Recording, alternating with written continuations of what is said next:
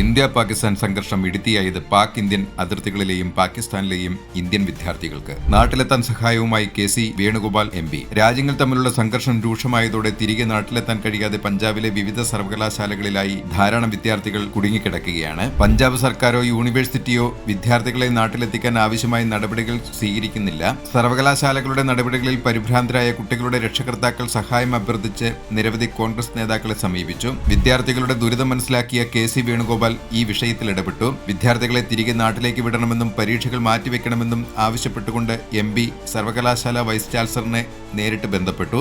KC വേണുഗോപാലിന്റെ ആവശ്യം ന്യായമാണെന്ന് മനസ്സിലാക്കിയ vice chancellor പരീക്ഷ മാറ്റിവെക്കാൻ ഉത്തരവിടുകയായിരുന്നു. KC വേണുഗോപാൽ നടത്തിയ ക്രിയാത്മകമായ ഈ ഇടപെടൽ വിദ്യാർത്ഥികളെ തുണച്ചു. പഞ്ചാബിലെ കോൺഗ്രസ് നേതൃത്വത്തെ ബന്ധപ്പെട്ട് വിദ്യാർത്ഥികൾക്ക് സുരക്ഷിതമായി ഡൽഹിയിലെത്താനുള്ള സാഹചര്യമൊരുക്കാൻ KC വേണുഗോപാൽ നിർദ്ദേശം നൽകി.